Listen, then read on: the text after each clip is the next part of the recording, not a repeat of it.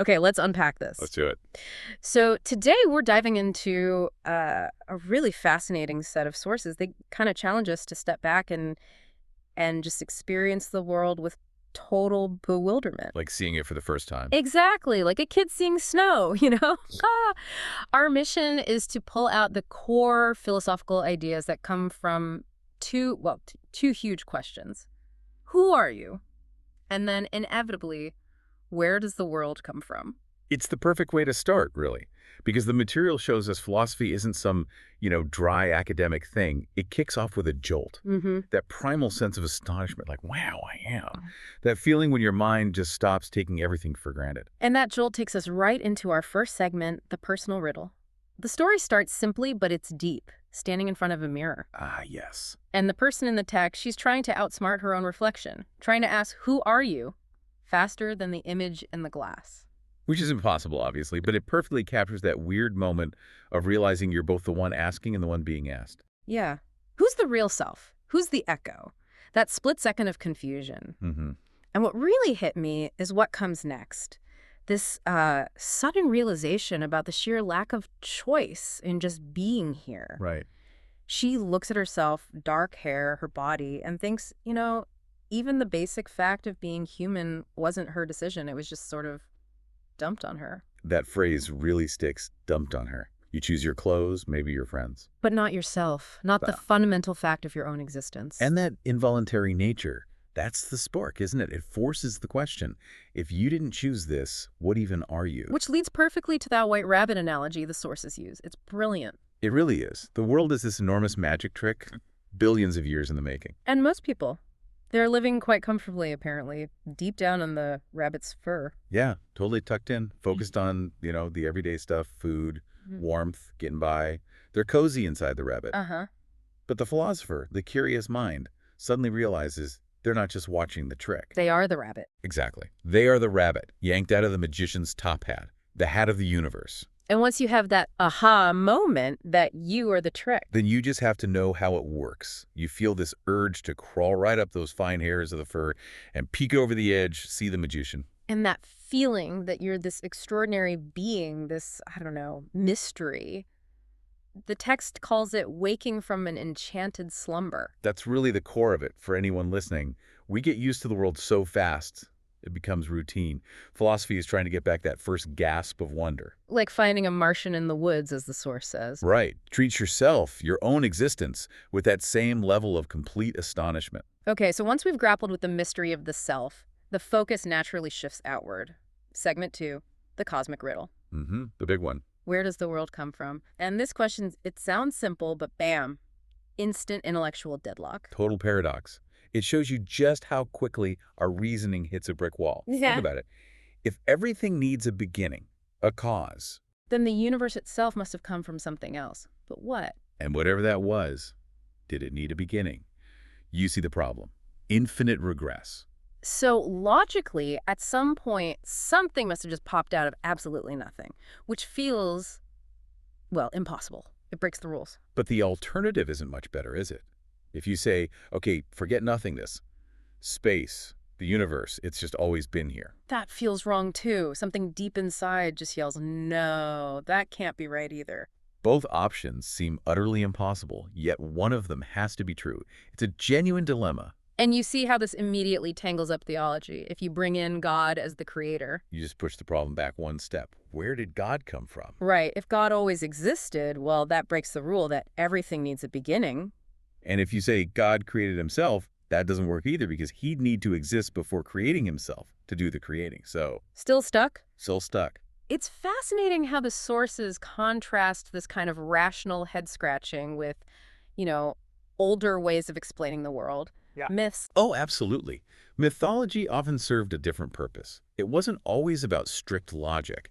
Think about the Norse myths, like Thor. Thor's hammer causing thunder. Exactly. Thor D0N, Thor's roar or din.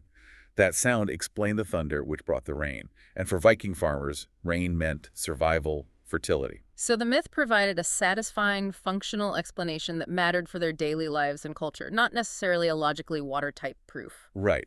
But then came the first philosophers, the natural philosophers, the pre-Socratics. They weren't satisfied with just functional stories. They wanted rational answers. They looked at nature, at all the changes. Yeah, how can water turn into ice or wood into ash? How can earth and water combine to make a living frog? If the basic stuff of the world can't really change, how does change happen? Which brings us nicely to segment 3, trying to solve the puzzle of change. This was the big problem for those early thinkers. It really was. If there's some fundamental eternal substance underneath everything, how does it seem to transform into completely different things? If it really changed, it wouldn't be eternal anymore. Makes sense. So how do you account for the constant flux we see all around us? And this is where Empedocles comes in with a really elegant solution, kind of a bridge idea. Yeah, he rejected the idea that there was just one basic substance. Instead, he said, nature is made of 4 eternal, unchanging roots. Earth, air, fire, and water. Exactly. These roots themselves never change. They are eternal. So how does change happen then? Like a flower growing and dying? It's just the roots mixing together and separating, like baking a cake. The flour, eggs, sugar, they combine. When the flour dies, the earth, water, air, and fire components just separate again, ready to form something new. Ah, okay. So you can trust your senses, things do change, but you can also trust reason because the underlying roots are permanent. Precisely. It was a way to reconcile observation and logic. But then, here's where it gets really mind-bending. Democritus takes this idea of unchanging roots and pushes it to its absolute limit. Oh, yeah. Democritus goes all the way. He thinks, okay, if there are fundamental building blocks, they must be truly fundamental. Meaning Meaning they have to be so incredibly tiny you can't see them. And eternal, yes, but crucially, they must be indivisible, uncuttable. he called them atoms, from the Greek atomos, uncuttable. Exactly. Why did they have to be uncuttable, though? What was the reasoning? Well, think about it. If you could keep dividing them infinitely, then matter wouldn't really have any substance, would it? It would just sort of dissolve away like constantly diluted soup, as the source puts it. Okay, right. So for anything solid to exist, there must be a smallest possible solid, uncuttable piece. The atom. And he believed there were countless different kinds. Smooth, jagged, round, hook-shaped, bouncing around in empty space, the void. And they just click together Yeah. mechanically? Like tiny Lego blocks. They collide, hook together, separate, all just based on their shape and motion. Purely mechanical. So for Democritus, it's just atoms in the void, nothing else. Nothing else. He was a complete materialist. Everything, rocks, plants, animals, even human thoughts, the soul itself, it's all just atoms moving according to unbreakable necessary laws. Wow. No room for gods or purpose or anything spiritual. Nope. Just atoms and the inevitable laws of physics, or what he understood them to be. It's all just necessity, pure cause and effect. And that idea that everything might just be predetermined mechanical necessity, that's the perfect, if slightly terrifying, link to our final segment. It is, because if Democritus is right, if everything is just atoms crashing according to fixed laws, where does that leave free will? Choice. Exactly. And this is where our sources introduce this meta-level twist, a really profound challenge. Yeah, it shifts from physics and cosmology to something more existential. The narrative suddenly drops this bombshell suspicion. The idea that this whole reality, the philosophical journey, the characters themselves, might just be a story, a book, a dream. Or an impulse, as it's put, inside the mind of some external creator figure, shatters in the major soul. Whoa. That completely changes the game, doesn't it? If your entire existence is just playing out a script written by this major. Is any real freedom possible? Are you just a puppet dancing on strings? It's the ultimate form of fatalism or determinism. So how did the characters in the source deal with that? That's an existential crisis right there. It is. And their conclusion is fascinating. They realize their only hope for genuine freedom, for proving they aren't just predetermined impulses, Is to rebel. is to act spontaneously, to do something utterly unpredictable, something the creator, the major, couldn't possibly have foreseen or written into the script. To force the creator to acknowledge their independent existence. Exactly. To break free from the narrative by sheer unpredictability. Even if their existence started in that other mind, maybe they can achieve some kind of autonomy through action. You know, this really resonates with existentialist ideas, particularly Sartre. Oh, absolutely. Sartre's whole thing about existence precedes essence. We're born first, without a defined purpose or nature. And then we have to create our own meaning through the choices we make. We are, as he famously said, condemned to be free.